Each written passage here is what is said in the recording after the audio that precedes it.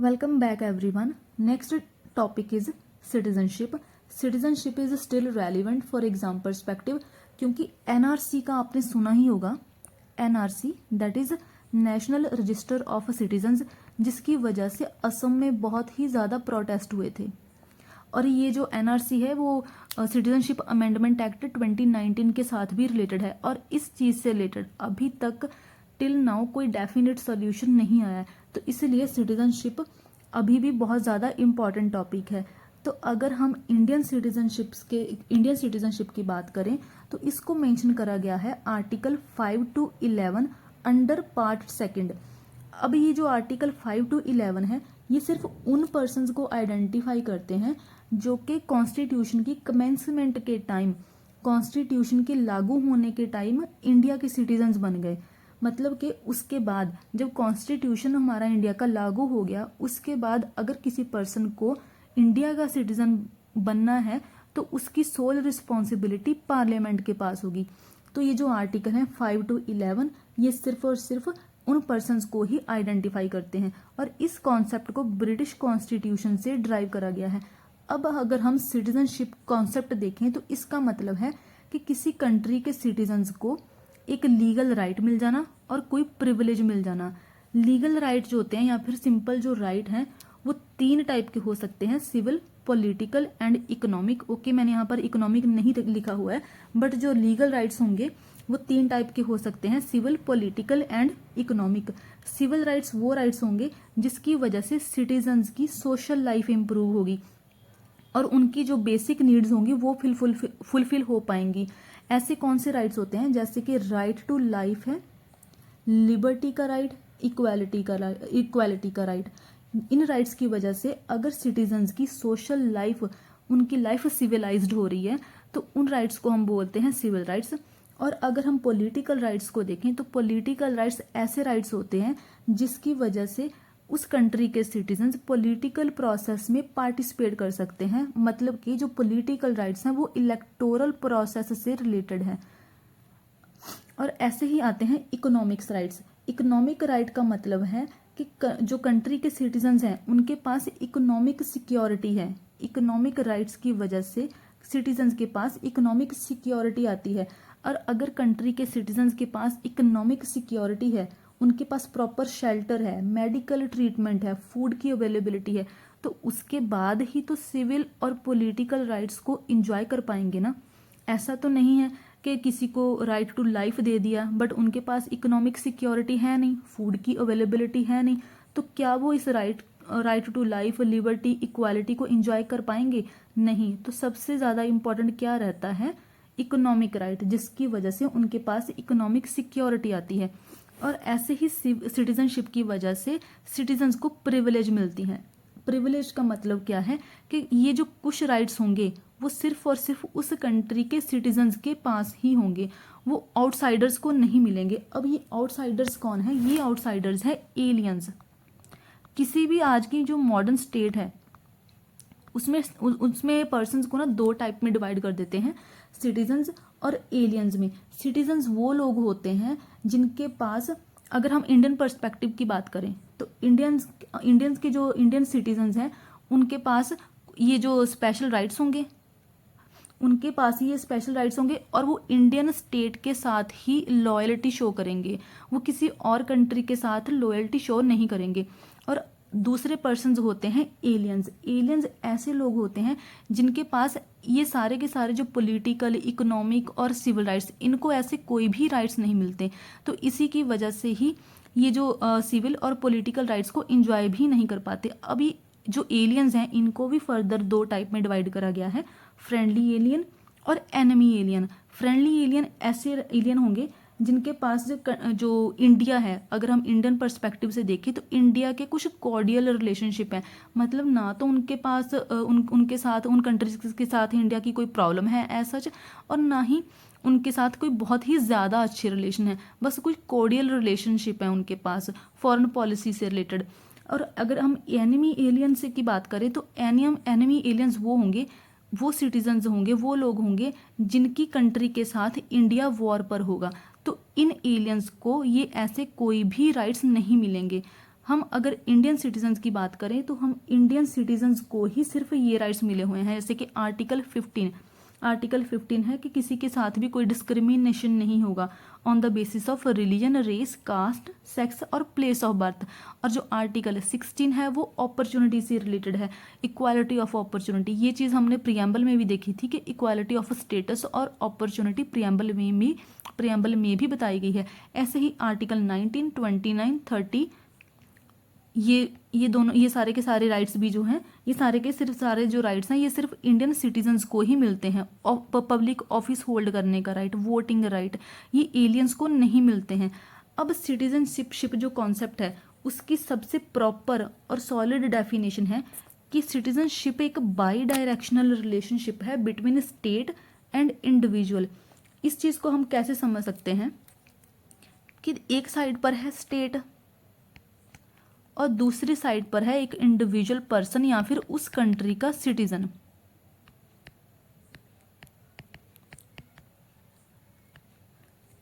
इनके बीच में जो बाई डायरेक्शनल रिलेशनशिप होगा, इस बाई डायरेक्शनल रिलेशनशिप को ही हम सिटीजनशिप बोलेंगे।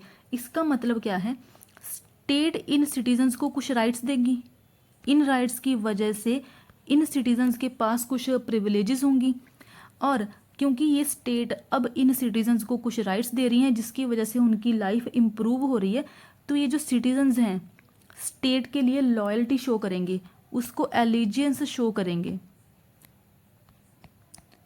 तो ये दोनों के बीच में एक बाई डायरेक्शनल रिलेशनशिप चलता है और इसी एलिजेंस की वजह से ही इन सिटीजन्स के पास होती हैं कुछ ड्यूटीज़, और इन ड्यूटीज़ को वो इसीलिए ही फुलफिल करते हैं। ये ड्यूटीज़ अगर हम अपने इंडियन कॉन्स्टिट्यूशन की बात करें तो जो ड्यूटीज़ हैं, फंडामेंटल ड्यूटीज़ हैं जो, वो नॉन जस्टिशिएबल हैं, फिर भी हम अपने इंडियन फ्लैग की रिस्पेक्ट करते हैं। क्यों? क्योंकि वो हमें एक मॉरल ड्यूटी लगता है हमें अपनी। तो क्यों लगता है वो? क्योंकि हम इंडियन स्टेट के साथ लॉयल्टी शो करते हैं। तो ये एक बाई डायरेक्शनल रिलेशनशिप बनता है, और ये जो रिलेशनशिप बनता है इस सिटीजनशिप की वजह से ही बनता है।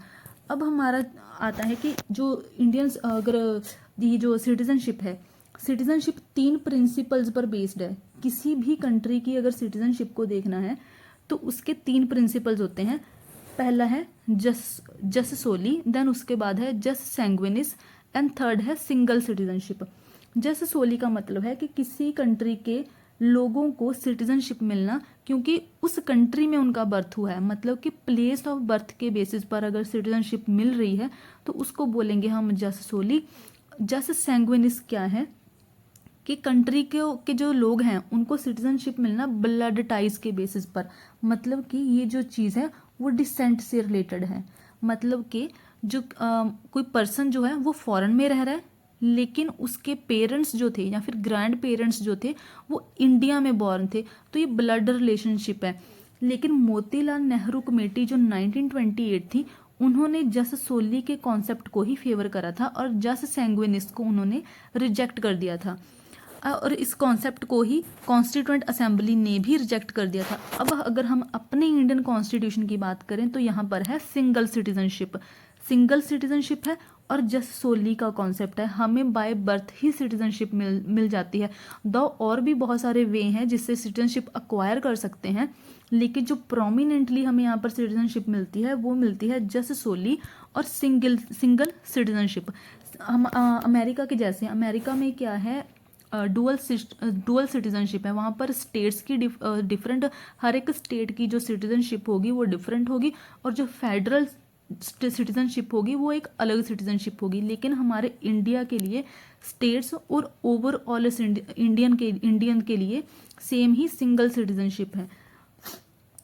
और क्या है इसमें कि सिटीजनशिप को यूनियन लिस्ट में डिफाइन करा गया है।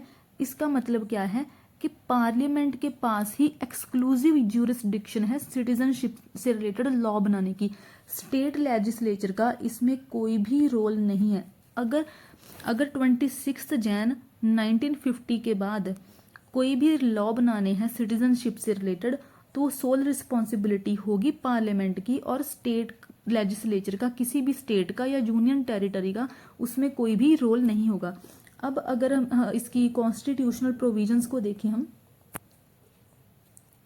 प्रोविजंस इन द कॉन्स्टिट्यूशन क्या है, ये मैंने बताया है कि आर्टिकल 5 to 11 जो है वो उन पर्सन्स को आइडेंटिफाई करते हैं जिनको सिटीजनशिप मिल सकती है। मतलब कि ये सिर्फ पर्सन्स को आइडेंटिफाई करने का काम करता है। और ये जो पर्सन्स है कब तक आइडेंटिफाई करेगा, जब तक इंडिया का कॉन्स्टिट्यूशन कमेंस हुआ था, मतलब कि जब इंडिया का कॉन्स्टिट्यूशन लागू हुआ था। और वो डेट कौन सी थी, 26 जनवरी 1950। इस दिन इंडिया का जो कॉन्स्टिट्यूशन था वो लागू हो गया था। और इससे पहले इस दिन तक जितने भी लोगों को सिटीजनशिप मिली है, उन लोगों को इन आर्टिकल उन सिटीजनशिप को इन आर्टिकल में डिफाइन करा गया है। उसके बाद आफ्टर 26 जनवरी 1950 के बाद अगर किसी को सिटीजनशिप लेनी है तो वो सोल रिस्पॉन्सिबिलिटी होगी पार्लियामेंट की। पार्लियामेंट ही डील करेगा एक्विजिशन से, मतलब कि जिनको सिटीजनशिप अक्वायर करनी है, और लॉस ऑफ सिटीजनशिप, मतलब कि किसी की अगर सिटीजनशिप टर्मिनेट हो गई है तो उस चीज़ से भी पार्लियामेंट ही डील करेगा। इसी की वजह से ही पार्लियामेंट एक्ट लेके आया था, सिटीजनशिप एक्ट 1955। अब हमने देखना है ऐसे सिटीजन्स जिनको कॉन्स्टिट्यूशन की कमेंसमेंट के टाइम सिटीजनशिप मिल गई। तो इसको याद रखने का मेथड मैंने एक बनाया हुआ है। अल्टीमेट पर्पस इन आर्टिकल्स को याद रखना ही है, तो आप कोई भी मेथड ले सकते हो। तो मेरा मेथड था, आर्टिकल कौन से हैं, आर्टिकल 5 to 11। असीस नाम की एक पर्सन है जो कि इंडिया में स्टे कर रही थी, वो इंडिया की डोमिसाइल थी, तो ये आर्टिकल 5 से स्टार्ट हुआ। अब वो पाकिस्तान में माइग्रेट कर गई, तो ये चीज़ किससे हुई रिलेटेड, माइग्रेशन से। और आर्टिकल कौन सा हुआ, ये आर्टिकल 6 हुआ। लेकिन उसको पाकिस्तान पसंद नहीं आया तो उसने रिटर्न कर दिया इंडिया में। तो अब वो को क्या करेगी, वो उसने कर दिया रिवर्स माइग्रेशन। तो रिवर्स माइग्रेशन किस चीज़ से रिलेटेड है, आर्टिकल 7 से। उसके बाद आता है आर्टिकल 8।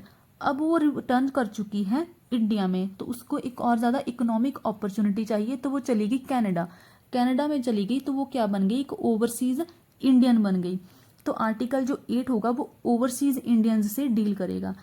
अब चाहे वो कनाडा चली गई है, लेकिन अब तक उसके पास इंडियन सिटीजनशिप ही है, और इंडिया में क्या चलता है, सिंगल सिटीजनशिप। तो जो आर्टिकल 9 है वो सिंगल सिटीजनशिप से डील करता है। और ये जो सिटीजनशिप है उसके पास तब तक कंटिन्यू रहेगी जब तक उसके पास कनाडा की सिटीजनशिप नहीं आ जाती। तो इट मीन्स इस सिटीजनशिप को रीन्यू नहीं करना पड़ेगा। तो जो आर्टिकल 10 है वो ये कहता है कि रीन्यू करने की ज़रूरत नहीं है, ये जो सिटीजनशिप है वो कंटिन्यू रहेगी। और आर्टिकल 11 क्या कहता है कि पार्लियामेंट के पास होंगे, अगर असीस की सिटीजनशिप से रिलेटेड कोई चेंजेस करने हैं तो वो सारे के सारे राइट किसके पास होंगे, पार्लियामेंट के पास। अब इन राइट्स को हम इंडिविजुअली देखेंगे, इनकी जो क्या क्या प्रोविजंस है, क्या क्या क्लॉजेज है इसमें। सबसे पहले है आर्टिकल 5। आर्टिकल 5 क्या कहता है कि सिटीजनशिप जो है उन लोगों को मिली, उन पर्सन्स को मिली जो कि इंडिया के डोमिसाइल थे। अब इस डोमिसाइल वर्ड का मीनिंग क्या है, डोमिसाइल का मतलब है कि किसी भी फिस्कल ईयर में अगर कोई इंडिया का रेजिडेंट है 182 डेज के लिए, तो उसको इंडिया का डोमिसाइल माना जाएगा। तो आज की डेट की ये डेफिनेशन है। तो आर्टिकल 5 क्या कहता है कि उस टाइम पर किसी पर्सन को इंडियन सिटीजनशिप मिल गई अगर वो इंडिया का डोमिसाइल है, और उसके साथ 3 और कंडीशंस उसको फुलफिल करनी पड़ेंगी। वो क्या है कि जहाँ तो वो खुद इंडिया में बॉर्न था या फिर उसके पेरेंट्स बॉर्न थे। अब इसमें हमें एक एक्सेप्शन याद रखनी है कि इसमें ग्रांड पेरेंट्स की बात नहीं करी गई है। जो नेक्स्ट आर्टिकल होगा आर्टिकल 6, उसमें ग्रांड पेरेंट्स की भी बात करी जाएगी, लेकिन आर्टिकल 5 में ग्रांड पेरेंट्स की बात नहीं करी गई है। इसमें जहाँ तो वो पर्सन खुद ही इंडिया में बॉर्न था। अब ये जो आर्टिकल है ना, ये अनडिवाइडेड इंडिया की बात कर रहा है, मतलब कि ये उस टाइम पर पाकिस्तान और इंडिया दोनों की बात कर रहा है ये। और जहाँ तो वो खुद बॉर्न था इंडिया में या फिर उसके पेरेंट्स बॉर्न थे, ना कि ग्रांड पेरेंट्स, और वो ऑर्डिनरीली रेजिडेंट था इंडिया में फॉर 5 ईयर्स। अच्छा, इसमें यहाँ पर ये जो स्पेलिंग मिस्टेक है, ये जो पर्सन था वो 5 ईयर में ऑर्डिनरीली इंडिया में स्टे भी कर रहा था। तो ये 3 कंडीशंस अगर वो पर्सन फुलफिल कर रहा है, प्लस वो इंडिया का डोमिसाइल है 182 डेज के लिए, तो उसको अंडर आर्टिकल 5 उस टाइम पे इंडियन सिटीजनशिप मिल गई। अब नेक्स्ट आता है आर्टिकल 6 जो कि माइग्रेशन से रिलेटेड है।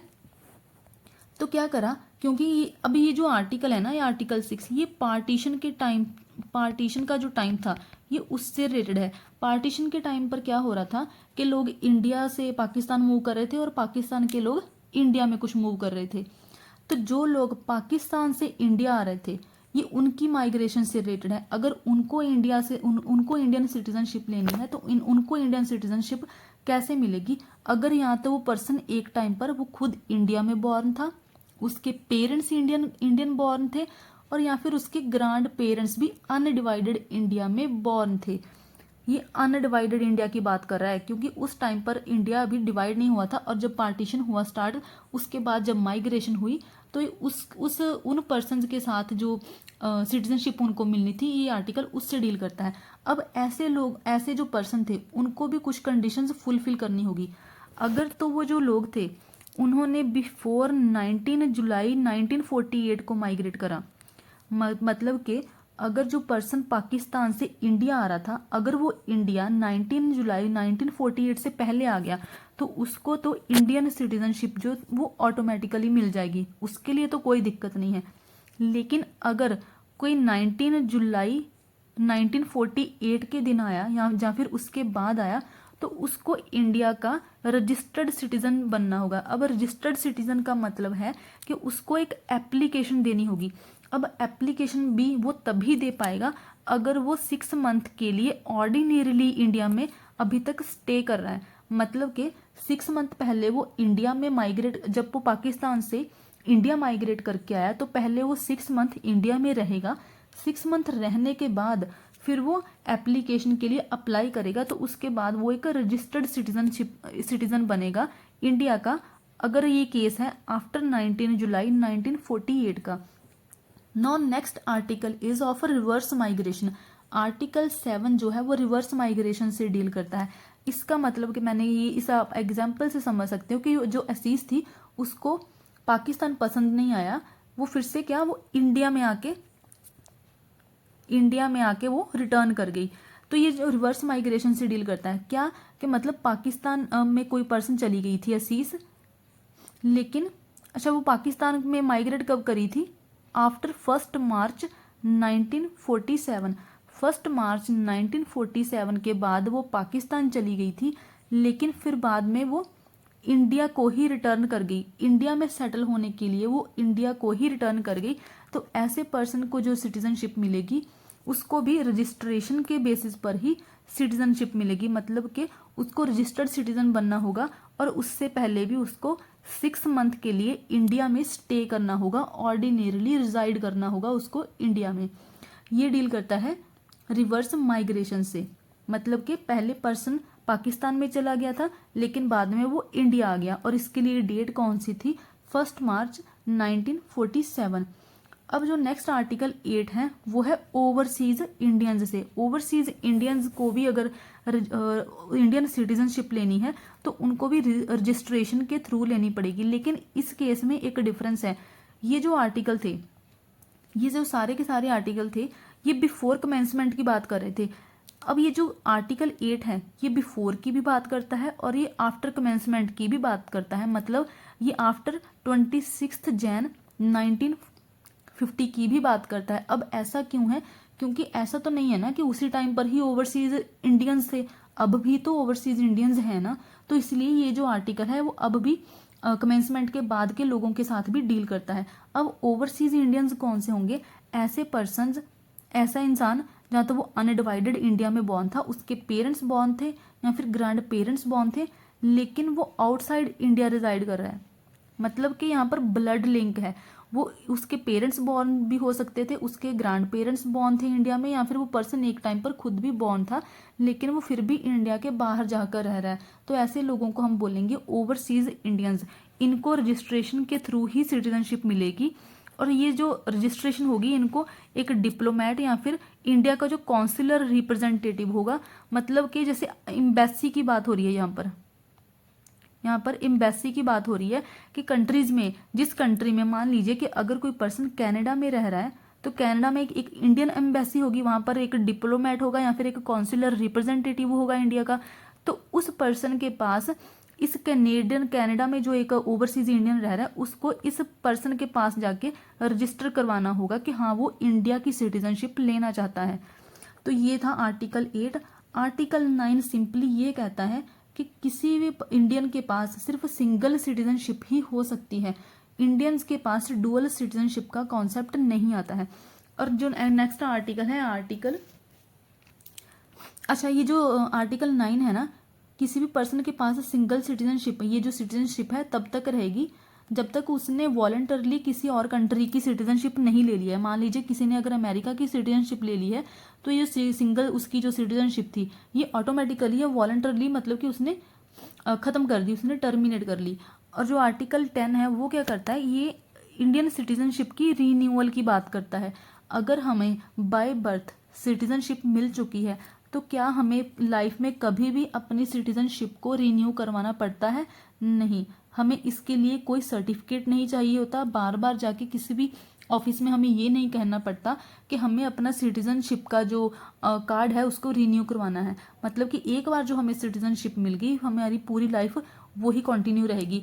और अगर हमने ये देखना हो, अगर ऑफिशियली देखना हो कि सिटीजनशिप का मेन आइडेंटिटी कार्ड है कौन सा है, तो वो पासपोर्ट होगा। पासपोर्ट से ही पता चलता है कि किसी पर्सन के पास कौन सी सिटीजनशिप है। Now next article is article 11। Article 11 क्या कहता है कि कमेंसमेंट के बाद मतलब कि 26 जैन 1950 के बाद सिटीजनशिप से रिलेटेड कोई भी प्रोविजंस लेके आनी है, कोई भी लॉ लेके आने हैं, तो वो सारी की सारी रिस्पॉन्सिबिलिटी पार्लियामेंट की होगी। चाहे वो एक्विजिशन से रिलेटेड हो, मतलब कि चाहे किसी को सिटीजनशिप अक्वायर करनी हो, सिटीजनशिप को ख़त्म करना हो, या फिर और भी कोई मैटर्स होंगे, तो वो सारे के सारे मैटर्स कौन डील करेगा? पार्लियामेंट। इसी की वजह से ही पार्लियामेंट सिटीजनशिप एक्ट 1955 लेके आया था, जिसको कितनी ही बार अमेंड भी करा गया है, बहुत बार इसको अमेंड करा गया है। इसी आर्टिकल में ये आर्टिकल डील करता है एक्विजिशन और लॉ से। कोई अगर सिटीजनशिप अक्वायर करना चाहता है तो या तो वो बाय बर्थ होगी या बाय डिसेंट मतलब कि ब्लड लाइन से होगी, रजिस्ट्रेशन के थ्रू होगी और नेचुरलाइजेशन के थ्रू होगी। और ऐसे ही अगर किसी की सिटीजनशिप जो ख़त्म हो रही है तो वो उसके भी 3 मेथड है, रिनंसिएशन, टर्मिनेशन एंड डेप्रीवेशन। इन सारे के सारे जो मेथड्स हैं इनको हम देखेंगे अब नेक्स्ट वीडियो में। So that's all for today. Thank you.